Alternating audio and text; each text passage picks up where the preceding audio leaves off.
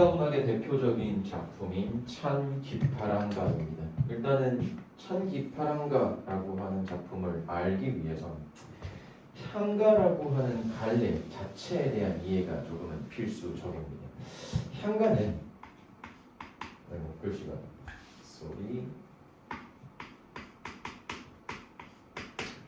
신라 시대를 대표할 수 있는 문학의 한 갈래라고 생각하시면 되는데, 신라에서 가장 중요한 것은 첫 번째 법흥왕 당시 때 불교를 고민했다라고 하는 것과 두 번째 임금이 직접 지휘하고 이제 양성, 육성한 어떤 엘리트 집단, 화랑들이 있었다. 지금의 육군사관학교가 화랑대학교로 불립니다. 그래서 요 화랑이라고 하는 것과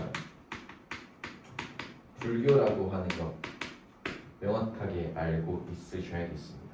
향가는 그냥 저는 이렇게 얘기를 합니다. 저는 이렇게 가르칩니다. 신라 시대 때 불교를 고민했고, 신라 당시에 아무래도 불교를 고민했다 보니까 임금의 친위적인 어떤 그러한 엘리트 집단은 당연히 불교를 숭배할 수밖에 없었지 않겠니? 화랑. 그래서 신라를 대표하는 문학인 향가 같은 경우에는 향냄새가 풀풀 나는 노래다라고 저는 가르치는데, 우리가 보통 불교와 관련된 장소인 절에 가시게 되면 향냄새가 나긴 납니다. 네, 그래서 절, 화랑과 연관이 되어 있는 노래다라고 생각을 하시면 됩니다.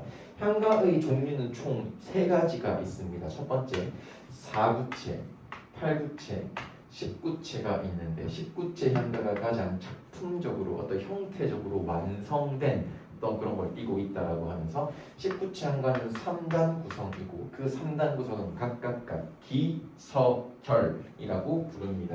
네, 찬기파랑가 같은 경우에도 이 향가에 포함되는 작품입니다. 그래서 제목을 풀이부터 먼저 조금 해보자면, 예찬한다, 기파랑, 이거 화랑 이름이고 기파랑을 예찬하는 노래다라고 부르시면 되고, 자, 일단은 보통 어떤 존재, 사람을 예찬하기 위해서는 그 사람이 사망해야 됩니다. 그래서 죽은 기파랑을 예찬하는 노래다, 약간 일종의 추모곡이라고 이해를 하시는 게 조금 더 학습하시기에 좋지 않을까라고 생각이 듭니다. 기파랑은 화랑 중에서도 굉장히 뛰어난 역량을 가진 인물이었다고 전해집니다. 그래서 이러한 작품들이 나온 것이었고, 과연 화랑이 어떤 뛰어난 역량을 가지고 있다라고 하는 것은 첫 번째, 무예가 출중했을 것이고, 두 번째, 다른 화랑들에게 본보기, 모범이 되었던 인물일 가능성이 높습니다. 그 부분 전제 한번 딱 해보시고 작품을 같이 한번 불러봅시다. 일단은 향가는 얘들아 향찰표기로 되어 있습니다.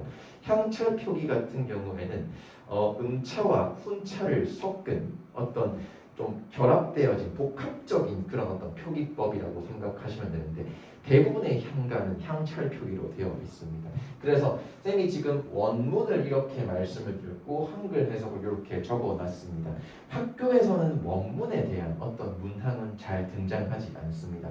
대부분 다 한글로 엮여진 내용들을 제공하기 때문에 뭐랄까요, 여기 있는 원문에 대한 학습을 하신다기보다는 한글 해석으로 공부를 하신다라고 접근하시는 게 좋을 것 같습니다. 자, 한번 가볼게요. 1호 1치 1호였나? 자, 여로 1첨이 한글 해석은요, 구름 장막을 열어 젖히매 또는 흐느끼며 바라본다라고 하는 거고, 어쨌든 두 가지의 해석본이 존재하지만 두 가지 전부 다 공통적으로 시적 대상이 드러난다라고 하는 걸로 확인을 할 수 있습니다. 흐느낀다라고 하는 건 화자의 정서가 직접 표출되는 건데, 과연 어떤 표출일까요? 기파랑, 아까 제목에서 말씀드렸지, 사망해야지 찬 할 수 있다라고 말씀드렸습니다. 이 기파랑이라고 하는 화랑을 볼 수 없게 된 것에 대한 슬픔, 즉슨 여기서 보면은 사망했다 라고 볼 수 있겠지. 왜 사망했는지 작품에 드러나지는 않습니다. 다양한 설이 존재하나 어쨌든 그냥 예찬하고 있다, 포커싱을 하시는 게 좋습니다. 관조적인 태도는 아닙니다. 이 관조라 하는 것은 그냥 바라본다, 감정 어떤 거 없이 어떤 그런 개인적인 감정 정서 빼고 전부 다 배제한 채로 바라본다라고 하는 게 관조인데 관찰인데 여기서는 흐느낀다라고 하는 게 등장했기 때문에 관조는 아니라고 하는 겁니다. 서정적이죠. 슬느낀다라고 하는 대표적인 어떤 정서 표현이 되어 있으니까 구름장마라고 하는 것은 자 삶의 무상함을 드러낸다라고 하는 거면 참 왜일까? 기파랑의 죽음으로 인해 화자 스스로는 낙담한 상태이고요. 자신의 심정을 달과 함께 나누고자 합니다. 선생님 달이 나오지 않았습니다. 구름장막을 거치게 되는 그 뒤에 달이 있는 거니까 그러면 이 달이라고 하는 게 나왔으니까 시간적인 배경은 아무래도 밤이 될 수 있지 않을까라고 생각을 하시면 될 것 같고 기파랑은 화자에게 삶의 전부였다라고 하는 다소 일반화된 어떤 해석지로 나올 수 있겠지. 자, 로효, 야은, 월, 라, 리라고 나오는데 자, 나타난 달이, 이슬 밝힌 달이 둘 다 뭡니까? 바라보고 있는 건 달입니다. 달이라고 하는 것에 대한 어떤 의미가 나올 수 있는 것이고 당연히 얘는 비유 들어갈 것이고 기파랑일 겁니다. 분석 한번 보시면은 달은 만인이 우러르고 싶은 대상, 우러르다, 지금의 리스펙하다라고 생각을 하시면 될 것 같고 광명과 영원의 대상, 달이죠. 달은 빛을 갖고 있습니다. 그럼 당연히 긍정적일 겁니다. 기파랑 비유되는 거 나올 것이고 기파랑의 고결하고 고귀한 모습, 시간적 배경은 밤이다라고 생각하면 되겠지. 자, 그 다음 백운음축 간두 거운 안지하 흰 구름 쫓아 서쪽으로 가는 것 아닌가 뭔가 달이 흰구름 쫓아 떠간 언저리에 라고도 볼 수 있습니다. 자, 근데 여기서 서쪽이라고 하는 거에 대한 의미가 조금 잘 확인을 하셔야 되는데 서쪽은요 서방 정토를 드러내고 이거 불가와 관련된 불교, 불가와 관련된 단어입니다. 제망매가 우리 작년에 공부하셨을 겁니다. 제망매가에서 마지막 결구에 미타찰에서 맛볼나 도다가 기다리겠나이다 라고 하시면은 거기도 이제 누이와의 재회 공간을 서방 정토로 표현을 하고 있고 이제 미타찰은 곧 극락세계로 우리가 표현했다라는 거 기억나시죠? 자, 그래서 서방 정토 서쪽은 극락세계이고요. 여기에서 드러나는 것은 불교적 색채라고 보시면 됩니다. 흰 구름이라고 하는 건 아까 앞서도 말씀드렸지만 구름은 삶의 무상함이고 여기도 삶의 무상함으로 들어갑니다. 자, 또 똑같은 말씀을 드린다면 앞부분이랑 똑같습니다. 심령을 달과 나누고자 했다. 기파라는 화자에게 삶의 전부였다. 그리고 뭐 사실 달이라고 하는 것은 구름을 쫓을 수 있는 존재는 아니고 사실상 달은 고정되어 있고 지구가 도는 것이고 구름은 움직이는 것인데 여기에서 학교 표현으로 아직까지는 나온 노트 필기는 없었습니다만 의인법으로 볼 수도 있지 않을까라고 생각이 듭니다. 화자가 따르는 존재는 기파랑이였겠죠 당연히. 네, 기파랑의 죽음으로 인해 느끼는 인생의 무상감. 달이 따르는 존재는 흰 구름입니다. 화자의 감정을 자연물에 빗대어 표현한다. 화자의 정신적 지주를 잃고 방황하는 모습은 화자 스스로를 구름에 빗대어서 표현하고 있다. 당연히 얘는 은유법이겠죠. 왜? 일종의 연결어가 등장하지 않았습니까? 가볼게요. 48년 정리야 중. 자, 한글에서 새파란 냇물에 모래 가는 물가에 물가라고 하는 것은 자 모래가 다 보일 정도로 깨끗한 물가라고 보일 수 있는데 자 깨끗한에 조금 집중을 하시고요. 기파랑이 맑고 깨끗한 성품을 드러내고 있다라고 하는 표현이 맞는 겁니다. 얘들아 잘 봐. 어떻게든지 간에 그 어떤 그 행 또는 이제 구에도 기파랑이라고 하는 대놓고 표현하는 구절은 없습니다. 그래서 전반적으로 뭐랄까요? 비유가 깔려 있다라고 생각하시면 됩니다. 근데 요거는 향가의 어떤 특징과도 연관이 되어 있는데 아까 말씀드렸다시피 절, 불교, 그리고 화랑이라고 하는 것과 연관이 많이 되어 있다고 말씀을 드렸습니다. 즉슨 그 말은 무슨 말이냐? 자, 어쨌든 향가라고 하는 건 귀족문학이라는 뜻입니다. 당연히 일반 백성들은요, 뭐 화랑이 누군지 또는 뭐 불가가 어떤 건지에 대한 정확하게 얘기를 못합니다. 왜? 말 그대로 자기 먹고 살기 바빴으니까. 근데 비유를 통해서 이런 굉장히 뭐랄까요, 조금 내면적인 의미를 담고 있다는 것 자체가 굉장히 작품성이 문학적으로 어떤 완성된 어떤 그런 모습을 띠고 있다라고 생각하셔야 되기 때문에 전체적으로 얘는 비유를 깔고 있고 그리고 귀족 문학이기 때문에 이런 식으로 표현을 잘 훌륭하게 했다라고 들어가시면 됩니다. 기랑 외모 사시사수야. 기랑의 모습이 있어라. 기랑의 모습인 숲을 이어. 자, 화자 지금 숲을 보고 있습니다. 숲풀은 깃파랑의 모습을 빗댄 건데 어쨌든 잘못 본 거겠지. 당연히 풀을 보고 깃파랑 인가? 라고 볼 수도 있겠으나 어쨌든 그거는 풀을 본 거지 깃파랑을 본 거는 아닙니다. 그래서 숲풀을 깃파랑으로 착각 또는 오인했다라고 들어가시면 됩니다.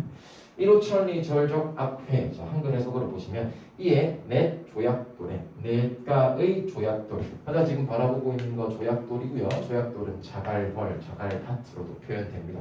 그러니까 그 교과서마다 약간은 뭐랄까요, 조금 한글로 해석되어 있는 게 조금씩은 모습이 다른데 어쨌든 이런 식으로 나와도 그냥 똑같은 거다. 돌 보고 있다라고 생각하시면 됩니다.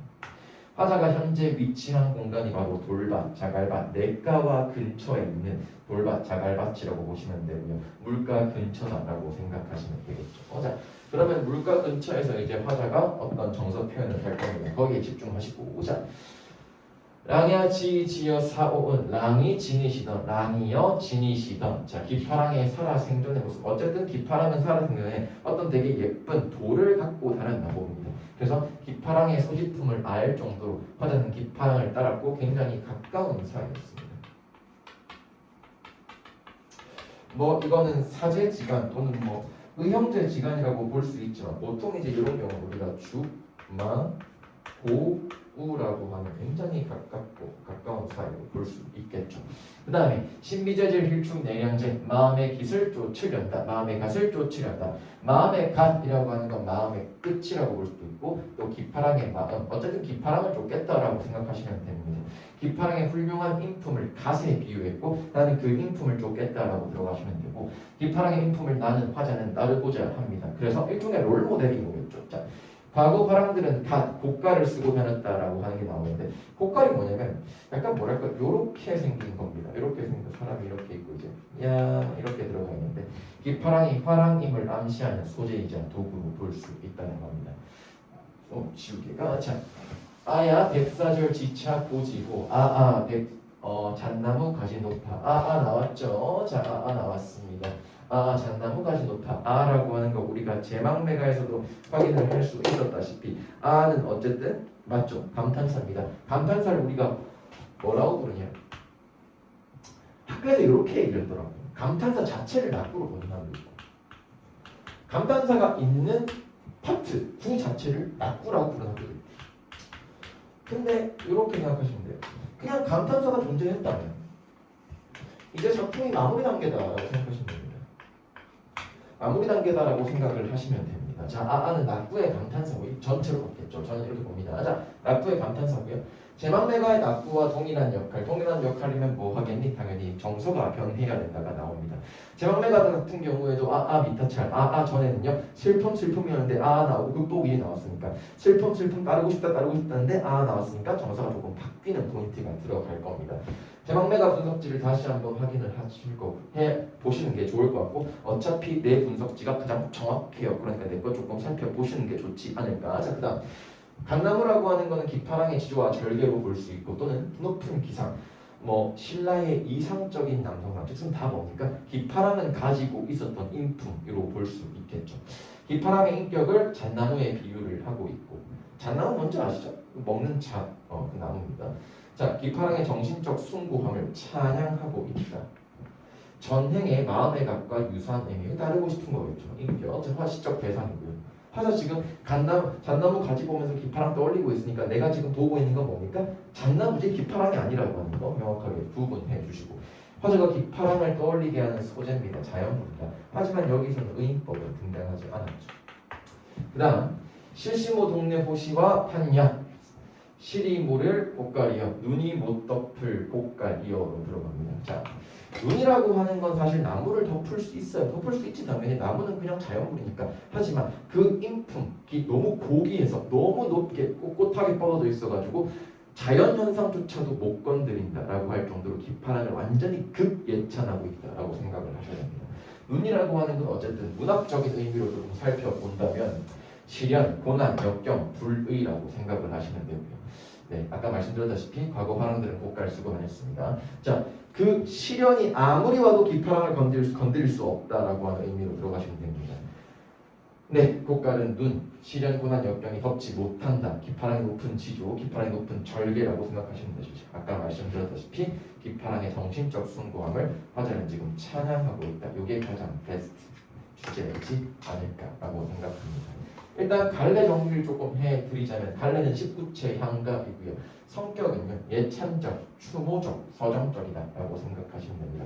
누구 추모하고 있니? 당연히 기파랑 추모하고 있고. 누구 예찬하고 있니? 당연히 기파랑 예찬하고 있고. 뭐 왜 서정적이니? 기파랑이 너무 좋았으니까. 제재는요 기파랑의 인격은 화랑의 인격입니다. 자, 달, 자갈, 잔남으로 등장했죠. 연대는 신라 경도관 때 작성되었다고 전해지고 있고요. 주제, 기파랑의 고매한 인품에 대한 찬양입니다. 특징, 고도의 비유와 상징이 나타난다. 그 이유는 뭐라고 말씀드렸어요? 얘가 귀족문학이니까. 귀족문학이니까 네, 말씀을 드렸고, 대상의 특성을, 기파랑의 특성을 자연물을 통해 굉장히 구체적으로 제시했고, 그리고 주로 시각적인 걸로 감각을 했고, 시각적 형상화 적어주시면 좋을 것 같아요. 자, 종합 출제 포인트는 이렇게 합니다. 한번 읽어보시면 좋을 것 같아요. 자, 심화 출제 포인트는 이러합니다. 어쨌든 대구 지역 특성상 다소 많이 높은 학구열과 그리고 문제 자체의 어떤 난이도가 굉장히 까다로운 곳이기도 하니까 심화 출제 포인트까지 한번 보시는 게 좋지 않을까. 그리고 잘 봐. 자주 나오는 문항의 어떤 스타일은 아닙니다. 하지만 찬기파랑과 같은 경우에는 굉장히 유명한 학자분들 두 분의 뭐랄까요 의역하신 게 조금은 다릅니다. 바로 김한진 선생과 양준영 선생이 조금 다른데요. 요거까지 그냥 확인만 해보시면 될 것 같습니다. 자, 어쨌든 찬기파랑과 같은 경우에는 굉장히 유명합니다. 유명하고 뭐랄까요 저는 개인적으로 찬기파랑과 제망매가 일동장유가 같은 되게 좀 유명한 작품들에 대한 숙지라고나 할까요? 얘네들은 시험에 등장하지 않아도 시험 범위에 포함되지 않아도 조금 머릿속에 갖고 계셔야 되는 그런 대표적인 작품들입니다. 그래서 그 작품들을 일단은 기준으로 잡으시고 다른 작품들을 보신다면 조금 더 수월하게 학습이 되지 않을까 생각합니다. 연습 문제 많이 풀어 보셔야 됩니다. 아시겠죠?